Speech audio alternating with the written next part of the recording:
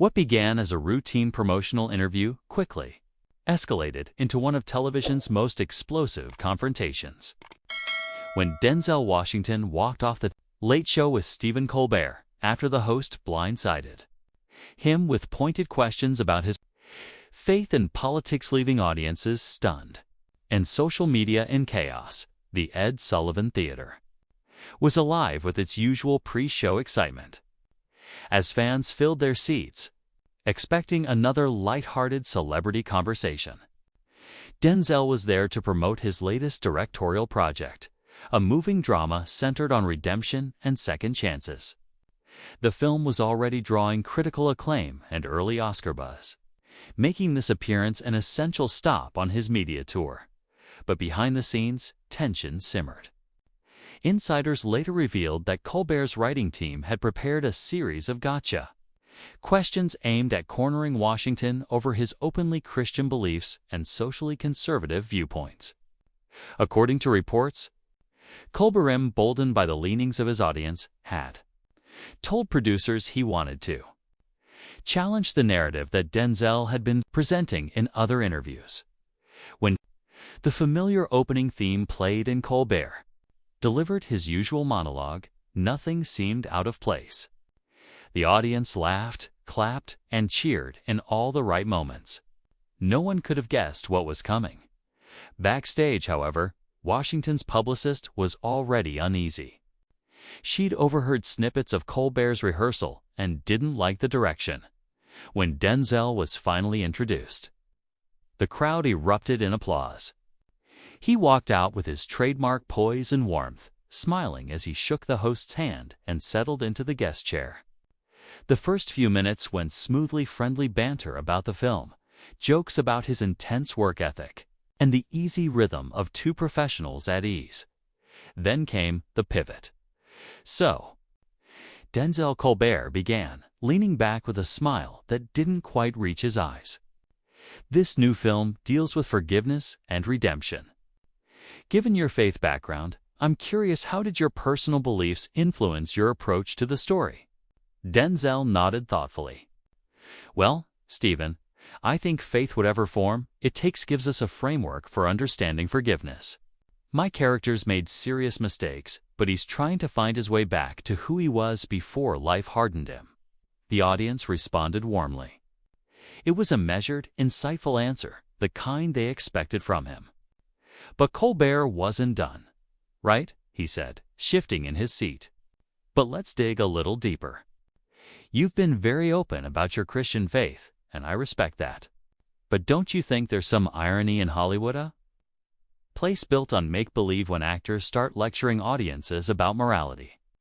A flicker of confusion crossed Denzel's face. This wasn't the direction he'd been promised. His publicist, watching from the wings, stiffened. I wouldn't call it lecturing, Denzel replied evenly. When you have a platform, you have a responsibility to be authentic. I don't preach, but I don't hide who I am either. People can take what resonates and leave what doesn't. Colbert leaned forward, sensing blood in the water. But you've been pretty quiet about some of the controversial social issues your faith community takes strong positions on: marriage equality, women's rights, religion, and politics. Some would say that's having it both ways, claiming the moral high ground without owning the baggage. The studio went silent. This wasn't the playful, light-hearted sparring audiences expected from late-night TV. Washington's jaw tightened, but his tone remained calm and deliberate. I think you're misunderstanding something, Stephen. My faith teaches love, not judgment. When I talk about values, I'm talking about dignity, hard work, family, compassion. I'm not running for office, and I'm not trying to impose my beliefs on anyone. He paused briefly, the tension in the room palpable. But I also won't apologize for what grounds me. Colbert opened his mouth to press further, but by then, the mood had shifted. Denzel's composure made the confrontation feel lopsided, as though one man had come to share art, and the other had come to pick a fight. The audience sat in uneasy silence. Realizing they weren't watching a conversation anymore, they were watching a standoff. If anything, Washington's calm and thoughtful response only seemed to embolden Colbert. "Come on," the host pressed, leaning forward. "You can't tell me that when you go to church, Dan. I know you're a regular churchgoer, that these topics don't come up. Your pastor must have opinions on things like gay marriage or abortion. You either agree or you don't. But silence, well, silence is still a position, isn't it?" The camera caught the subtle shift in Denzel's expression. The warm, patient smile he'd worn earlier was gone, replaced by something sharper. More guarded? "Are you interviewing me about my film?" he asked evenly. "Or are you trying to get me to take political positions so you can get your viral moment?" A ripple of nervous laughter passed through the audience. They could sense the tension now, unsure whether to laugh or stay silent. Colbert, however, seemed energized by the friction. "I'm trying to have an honest conversation," he said. "You're one of the most influential actors in the world.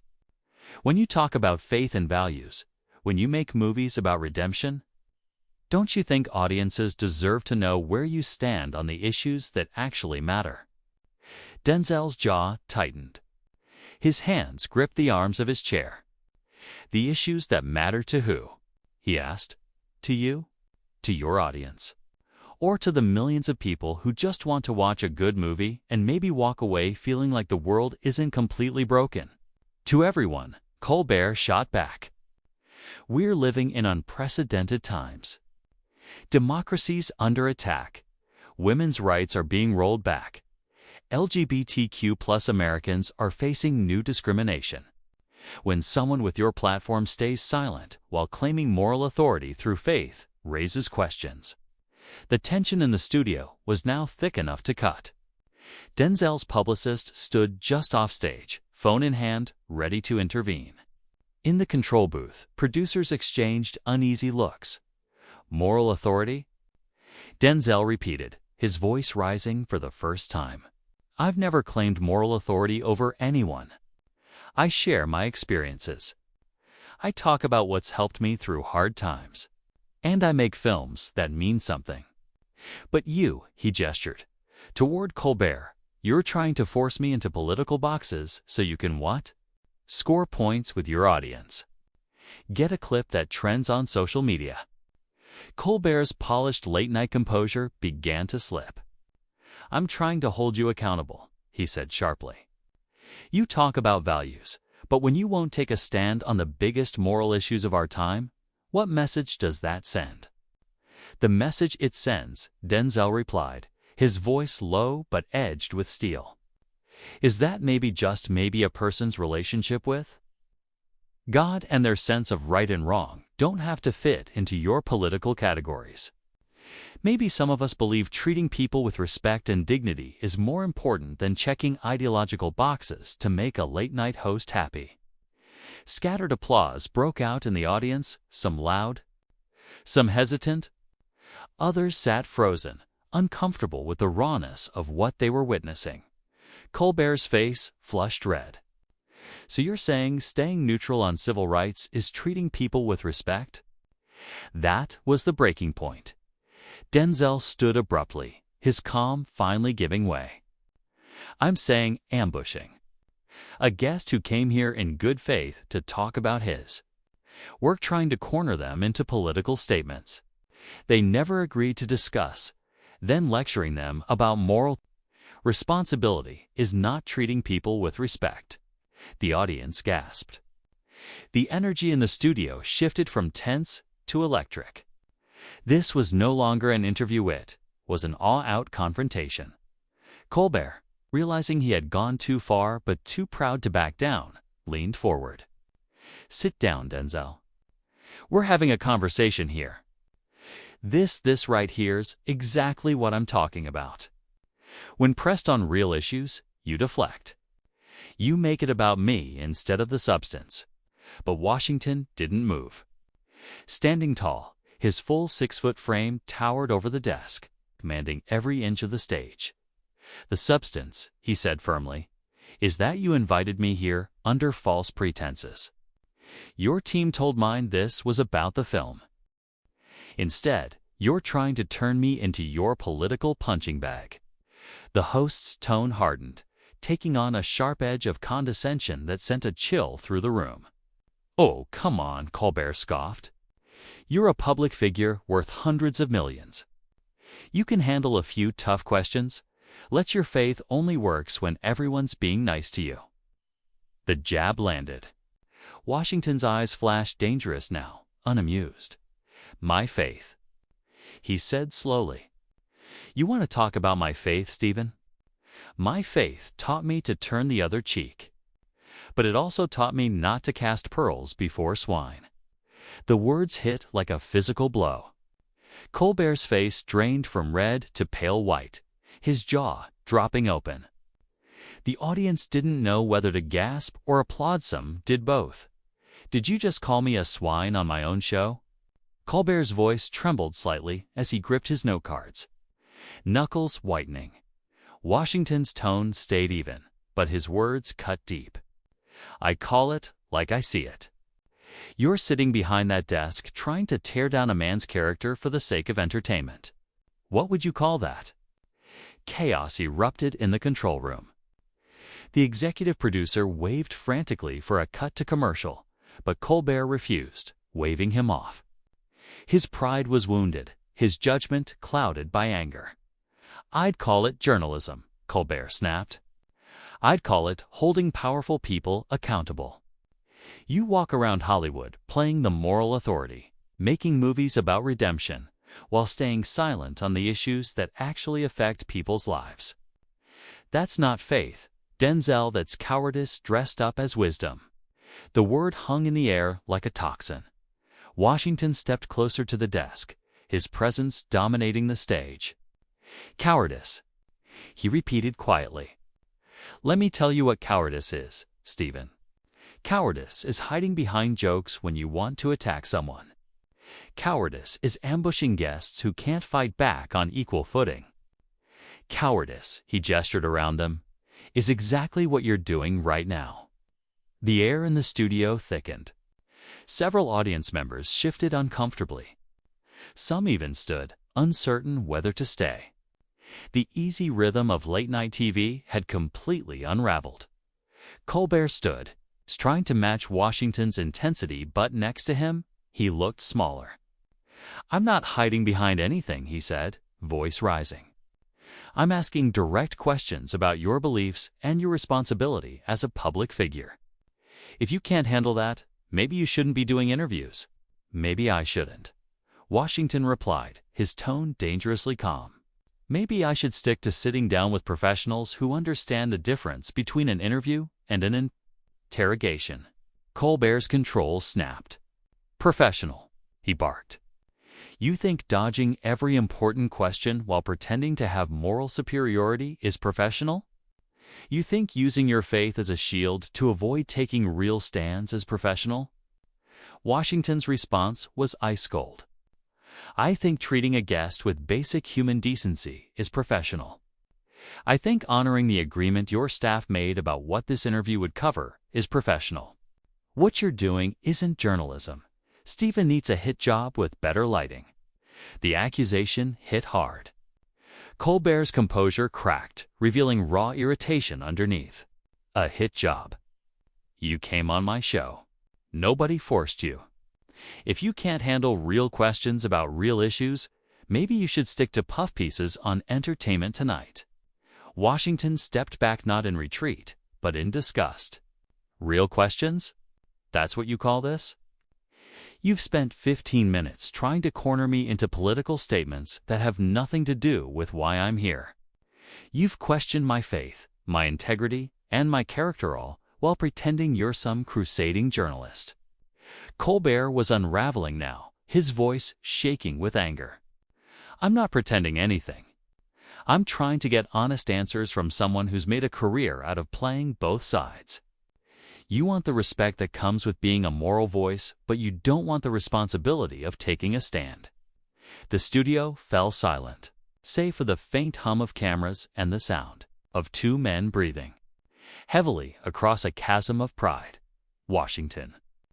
glanced toward the audience faces frozen between awe and disbelief, then looked back at Colbert with something close to pity. "You know what, Stephen?" he said quietly. "You're right about one thing.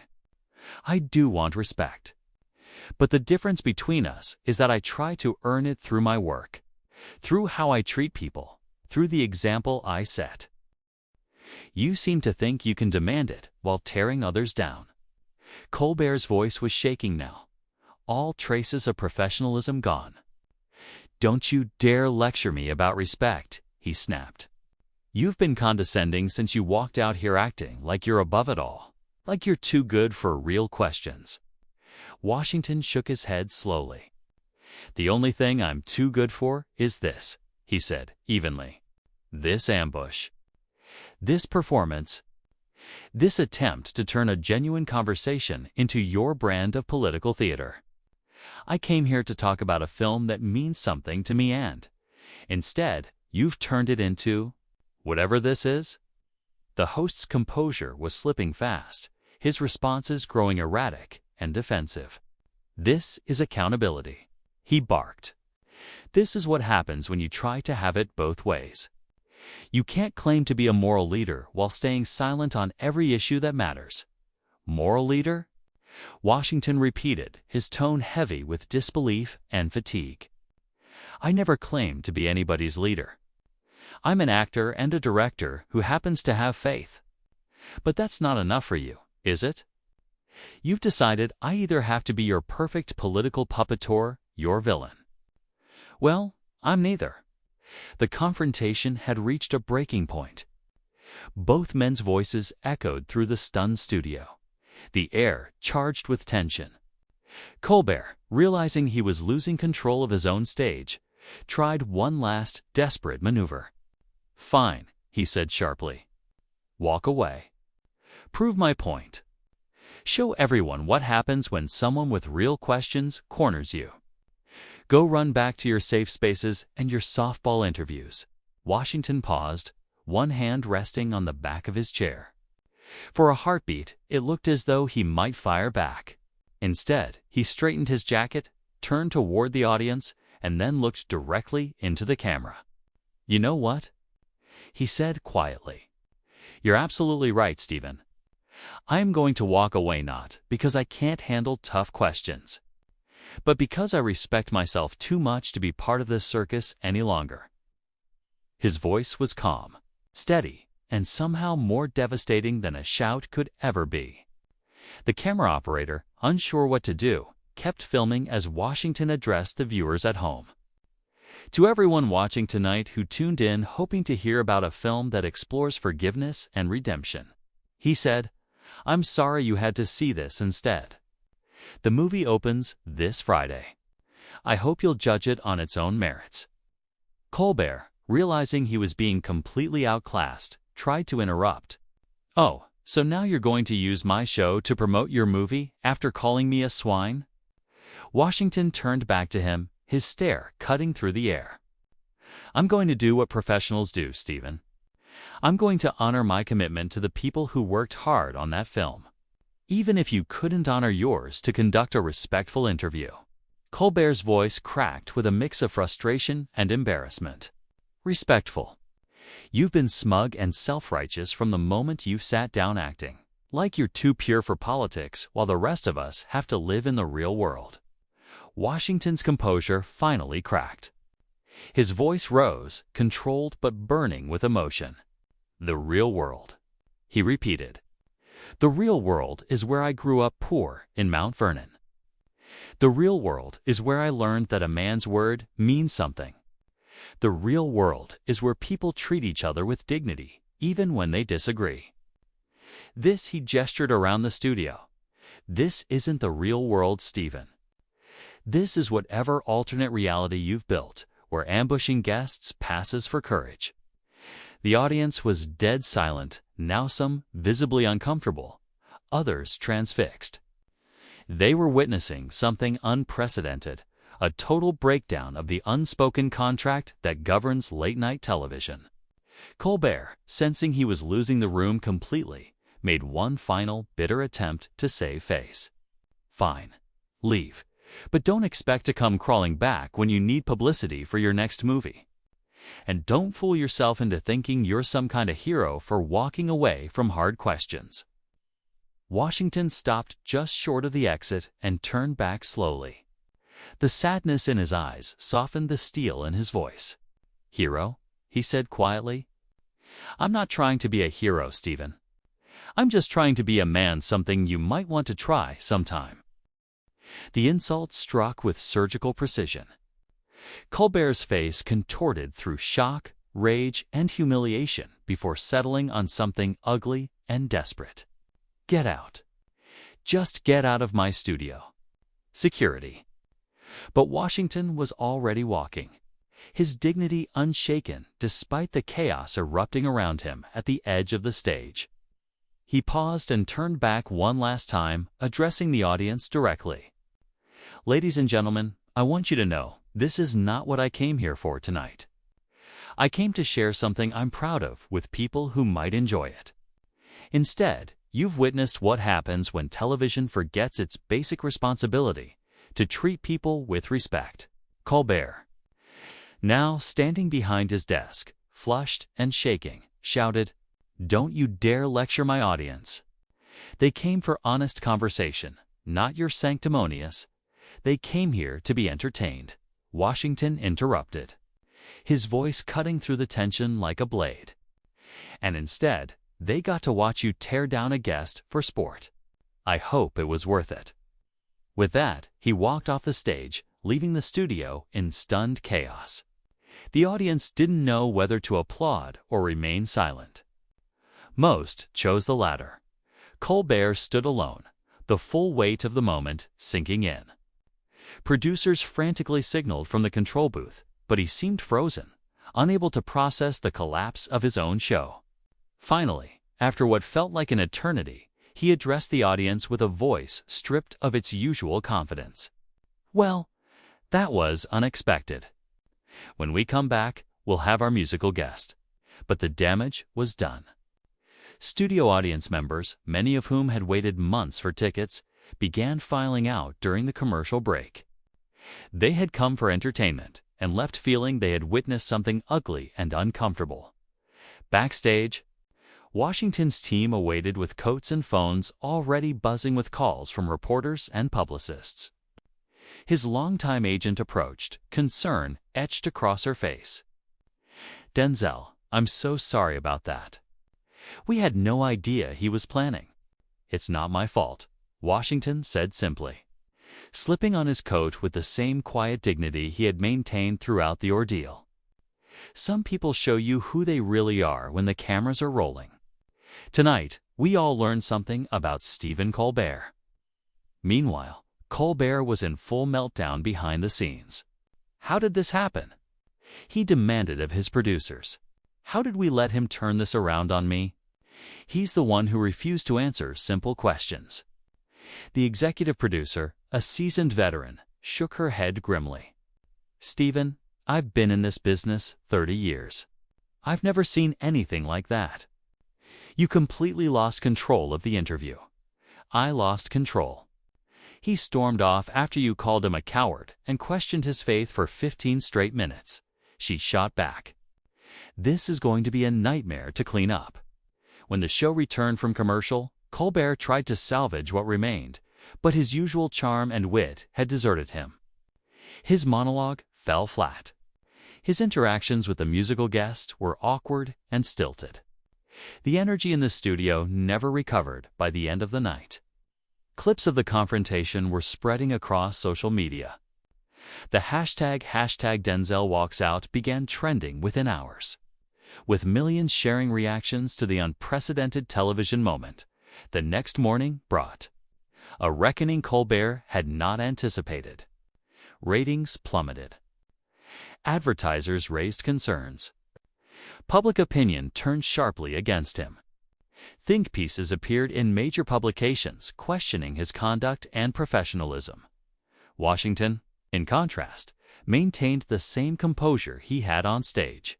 When reporters sought comment, he simply said, I wish Mr. Colbert well, and I hope he learns from this experience. As for me, I'm focused on my work and the people who support it." The film he had come to promote opened to strong box office numbers and critical acclaim, with many noting the irony that a story about redemption and second chances had been overshadowed by a talk show host's inability to extend basic courtesy to his guest. Within weeks, Colbert's ratings had dropped significantly, and insiders questioned whether he could recover from the damage to his reputation. In the end, the clash between Denzel Washington and Stephen Colbert became more than a television moment. It became a defining example of the difference between authentic dignity and performative outrage, between genuine principle and political grandstanding. One man walked away with his integrity intact, while the other was left to face the consequences alone on his own stage.